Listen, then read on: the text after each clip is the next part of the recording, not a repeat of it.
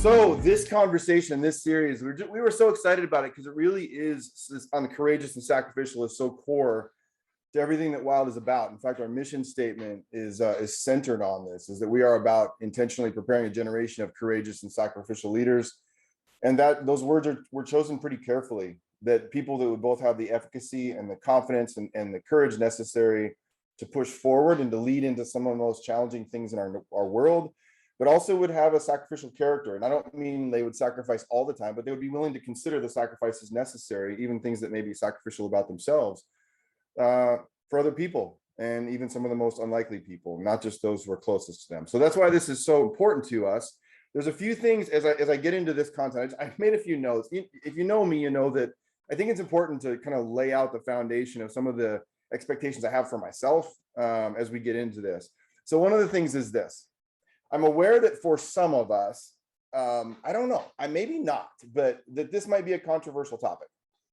And you know, what's funny is I think it's most controversial sometimes for a leader, more controversial for a leader thinking about having the conversation in their business than it is for the people who are actually in the business.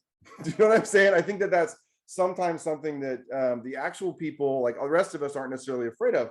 And I think there might be good reason for that. I would also say that I know for a fact that this topic of faith and work has actually come onto the strategic agenda of some of the most powerful corporations in our world. I'm not sure exactly what's happening in the water right now that's causing that to happen, but I think that they're having to think about it. And I know that firsthand that is happening actually. And it's interesting too, because I think one of the most controversial topics is life and work. So it's like, I was coaching a CEO a few years ago through the WiLD toolkit, and he got into the first one. He was kind of debating whether he was going to provide this organization wide. And he goes, "So wait a minute, is this going to be about my life and my work?" And I was like, maybe, and I said, I'm not a therapist. I'm not that kind of coach. And I'm aware of those boundaries. But then what was funny is once we started the coaching process, I couldn't get him back to the work. Like it was all this life stuff that was impacting his work. The second thing that I wanted to mention is this. I think it's also interesting because this conversation has taken a bit of a backseat to a lot of other conversations, even though it's something I hope you'll see that I think it's something we're talking about all the time, but we don't necessarily share the same language for. And then I want to mention one other thing. Okay, so I'm going to share part of my own faith, and I'll describe that in just a second, what I mean by faith. But I also want you to know this: people that are around me, I think there's a couple of people who don't really resonate with me very well. And I'll tell you who the two people are. One is the fundamentalist Christian. Okay. So, and I'll tell you one of the reasons why is when I say fundamentalist Christian, I mean someone, or fundamentalist religious person. Let me put it that way. A fundamentalist person at the hardest core side of that is someone who has all the answers. So I think someone like me who's kind of, faith is something I can't tell you beyond a shadow of a doubt. So when we talk about faith, like I think that's one person that does not resonate. They're like, if you're going to come in here and be like, let me tell the answer, small group, as we break out, it's like, I don't know that works that well. And the second person is this: I think someone who has a bone to pick with religion or God, and they're kind of define themselves by being against. And I'll tell you this: I think those two people oftentimes have something very much in common, and it's that they have all the answers. And I'm not saying they're necessarily wrong, but I'm saying that we're going in this together to get wiser together. And then the other thing is this conversation requires thoughtfulness. I'm not going to say like it doesn't require that. I think it does. I know that some of you, as you think about faith and work, you're like, your brain goes in different directions. And I think as leaders, we have a responsibility for strategic thoughtfulness. I don't think that's lying to people. I think it's just being thoughtful that people come from this in different perspectives. And this is the last big thing. I think I spend more time framing things than I do saying anything. Is this: I have one huge request. I beg you not to disqualify yourself from this conversation. And I will tell you, the only people that I would want to disqualify themselves for the conversation are those who feel qualified. If you're self-defined as qualified to answer all the questions of faith and work, then this is probably not the place for you. So I wonder if like 15 of you are going to drop out right now. But it's like, I mean that truly. Like, if you don't know even what the word faith means, don't leave. Please don't go. If you've never been to Sunday school, don't go. If you didn't go to college, don't go. if you've wrestled with things, all things, like if this feels religious to you, don't go. Please just hang in there. Like, it's just because let's go at this together. So let's jump in. All right, now here goes with the content part. And if you're new to this, my job is to kind of give some content, stir the pot, maybe drop a little research here and there, maybe a little philosophy, even a little theology, and then you guys take it where you want to go. So here's the question I would ask you to kick this off. What universe or kingdom do you live in? What universe or kingdom do you live in? I sat down a few years ago with a video game developer. I was in a coffee shop. We meet for the first time, and I said, "So what are you doing today?" You know, before this, we didn't even exchange pleasantries. I was like, "So what's your day been like?" He goes, "Well, this week I'm kind of finalizing steps on defining the universe of a new game." And I said, "Oh, that's interesting." Because I'm a gamer, but I never heard that word used before. I know if you're in that development space, you kind of know what they're talking about. And he said, as a game developer, you have to define the universe that players experience.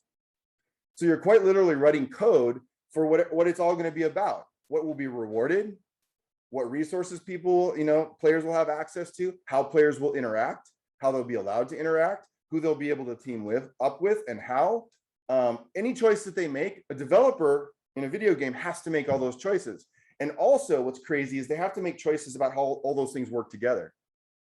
Because if it doesn't make sense in the mind of a player, then they won't play, right? So it's interesting is to think about that responsibility for the universe. So when I describe the universe I was like, what kingdom or universe do you live in? I'm going to say more about this in just a second, but I think there's a difference between the kingdom that we live in and that we function in, and the way that we function, and the one that we aspire to. There might be a difference there. I want to also, so here's another thing is I was in, if you're a parent or a teenager in the 21st century, you know about Fortnite. You know what this game is. It's a video game. And I was in a conversation with my son, Aiden, and we were driving along, and he goes, Dad, this is a few years back, because he's not playing Fortnite right now. And it was, by the way, it was I think it was still the most popular free video game in history. Like, it just blew up in the world. And he goes, Dad, the developers have changed the meta in Fortnite.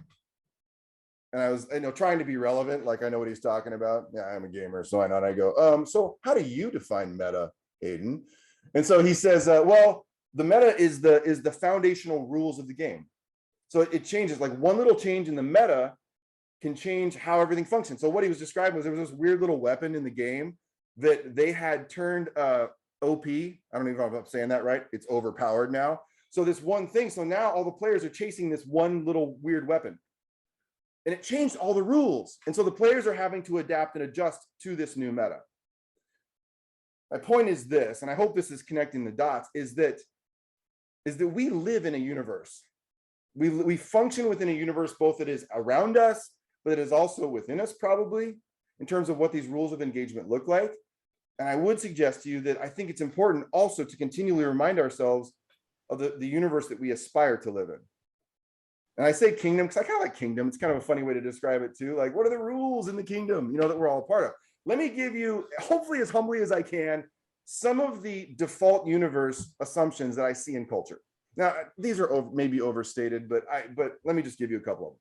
The approval of others is not only important, you can measure it. All right, kind of interesting in our world today. Be available to everyone all the time, which may lead to being available to no one. Call out the faults of those you disagree with. Blame is the game, and taking credit is now normal. That's not for everybody. That sounds like I'm blaming people, but I see it, right? I want to be aware of it myself. Be vulnerable, as long as that vulnerability is consistent with the meta going on in the universe. I think that's always true. And I think that's true from all sides, right? Next one, be yourself. What other people think of you isn't relevant. Just not sure that's the whole story. And finally, the most important outcome is self-preservation and security of those who matter to us.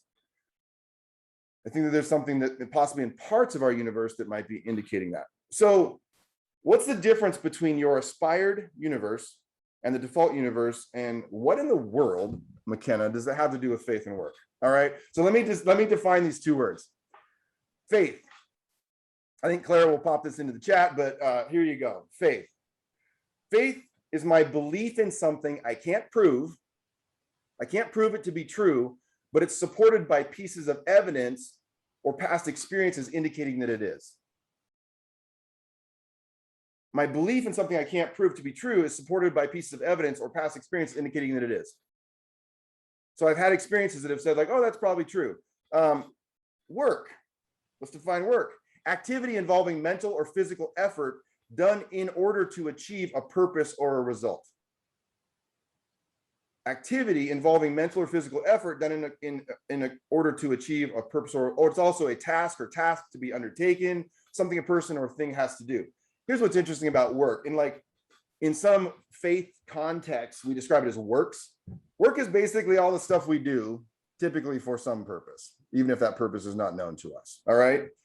What I want to suggest to you is this, is that faith is where it all begins. I've been thinking a lot about this. Like I heard that as a kid in church context often, but I have thinking about like, okay, is this the way it really works? So let me give you an example of this. Imagine this: for over 50 years, my family has driven to Eastern Washington to a place called Lake Chelan for a reunion together for over 50 years. All right. It's about a 3.5-hour drive. Well, the act of driving my family across the mountains on that 2-lane road, so it's traffic going like this, may seem like a simple trip from here to there. It takes a huge amount of faith for me to begin that drive. I have faith. I think about this all the time. I have so much faith that other drivers on the road coming the other way won't cross that yellow line and collide head on into us. I have faith that there is gas in my gas tank. And even if my gas gauge says I have a full tank, that my gas gauge is working. I can't prove it is, but I have to have faith that it is. I have faith that the town of Chelan is still there. I have faith that it will be worth the trip. And I can't prove any of those things to be true. But my experience, I've had enough experience with them to believe, and therefore will do the work to get there. And my point is this, that my faith, my belief in something I can't prove to be true that is supported by my experience, I think is often and maybe always where my actions begin. Like even science takes faith. I'm a scientist, y'all. Like I'm a social scientist for the last 25 years of my life. And when we say like, well, the science says, did you read the science? And I believe in evidence-based thinking. So I am not seriously, for any of my former students who are here, like I am not dissing science. What I'm saying is though, it does take a certain amount of faith to believe that the scientists did the right thing. You know what I mean? It's a part of the process. So I think one of the things that I would suggest to you is that this isn't just a philosophical thing, that the universe that we're living in and the distance between that and the one we aspire to, I think it's affecting all kinds of things in our world. It's like it's connected to all of these different pieces of our world, whether it's things related to compensation, whether it's things, pay for work, whether it's related to our thoughts about motivating people, whether it's related to our thoughts about inclusion, whether it's related to our thoughts about love, whether it's related to our thoughts about how to organize, that faith is a functioning thing behind it that's working itself out anyway. And I also think that I think it'd be interesting, and this felt somewhat controversial. Like I think wouldn't it be cool if we had more space to define our faith? And so I'm going to take a shot at it, and I would ask for a tremendous amount of grace from you as I do it. All right, so I'm going to take a shot at my own faith, in an effort to help you understand, maybe to give permission to figure out your own. And this is my faith, so it's things I'm working out, right? This is my intentional, aspired faith that I feel sometimes works in direct contradiction to the world out there. I think sometimes our wild work is a fight against certain things. And I wrote a whole book about it. If you don't know, this is my first book. It's called Dying to Lead. Listen to the subtitle: Sacrificial Leadership in a Self-Centered World. It's a little clickbaity, I get it, but it's like I was aspiring to what would it mean to develop sacrificial leaders in a world that kind of says don't do that, or only do it if it feels right to you. So let me tell you what it is. I come to this conversation. I'm going to read it to you because I don't know if I could say it very well otherwise. Regarding faith and work, from what I would describe as a Christ-aspired and inspired worldview. I describe it as Christ-inspired because the guiding worldview of my life, and I say guiding, like this is my work to try to follow this, of my life isn't very accurately captured for me personally in the word Christian, because my faith is about a person. The person of Jesus, as I understand Jesus to be. And I'm fully aware that anyone who reads these words or hears me speak may not fully understand my perspective, nor agree with it, or even know much about who Jesus was or is in my own faith, or even know that much about that. So you may come to your worldview from a very different perspective, and I think that bring that. But I believe a conversation around the things deepest in our faith and the good, neutral, or negative works of our lives is important. So let me tell you some more things about that. I hope you won't dismiss your capacity to understand what I'm trying to describe, because of your lack of experience in church. If that happens, the failure to describe my faith is on me and not you. To share just part of my faith perspective is to share with you that I believe in a kingdom that is defined by God's love for me and love for you. I believe that I have value in the eyes of God, and your life is just as important as mine, maybe more important. I believe there are things about me that need to change, brokenness in me that needs healing. And I believe the same is true for you. I hope it is. If not, I'm pretty alone in this, but I hope it is. The honest truth, I've said this before, like publicly, is that I'm 80% sure that God loves me, but I'm 100% sure that God loves you, which in an even crazier way increases my own faith in my certainty that God loves me. I don't know if that makes any sense. It may sound strange, but it's the way my mind works. And I trust that God may love me enough to love that weirdness too. I believe that every person has incredible redemptive potential and the invitation to move toward wholeness, but that we all live our reality in a state of awareness of the brokenness and fragmentation that still exists in us and around us. I believe in God's forgiveness and love that runs so deep for each of us. And I believe that God sees us whole. I call it this isn't me calling this, but I borrowed this, our whole and unveiled selves, which honestly kind of scares me to death to imagine God seeing me that way. I believe that courage, efficacy, confidence, and a strong sense of who we are and our capacity to do great things is important. I also believe equally important is our consideration and sacrifice for others, even the most unlikely others in our lives, is something we're called to consider. I believe in these things more than ever because of the seat I have been honored to occupy that has put me in the front row of the experience of hundreds and maybe thousands of leaders and people who have shared their whole and real story with me. When a person trusts me enough, over and over again, I've seen that the most powerful thing we share in common is that every one of us has a story of brokenness and beauty, of success and failure, of heartbreak and joy, and of forgiveness and redemption. So that's where it comes from. I want to read you something else before we finish that has struck me, and it's from this relationship between faith and work. So those of you who don't know it, this conversation around faith and work within a Christian context has been going on probably since the beginning of humanity, but within more current our modern culture, it's actually been something that's been going on for quite a while in terms of trying to understand faith and work. And I want to suggest to you, and we have an article that's coming out about this. If you want to read more about my thoughts on this, but I want to suggest to you that this isn't a conversation around faith and work. And this is my conviction that I will continue to listen to and understand and be informed about. But I want to suggest to you that it isn't about faith and work, but it's about faith before work. And what I mean by that is that what we believe in is best placed before we begin action. And so figuring out what we believe in is important.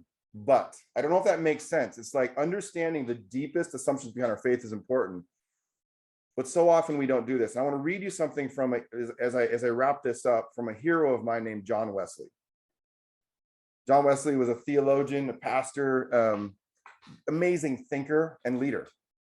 And listen to what he said. And he uses some churchy language, but bear with me for just a second, because he says this. He was afraid, by the way, as people were deepening faith, that something else was going to happen. And he says this: I fear wherever riches have increased, the essence, and when he uses the word religion, I'm gonna insert the word faith, because I think he meant the same thing, but religion means something different in our context.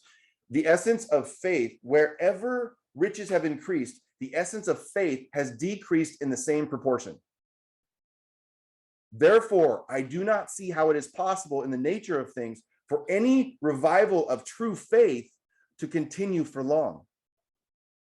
For faith, he says, religion must necessarily produce both industry and frugality.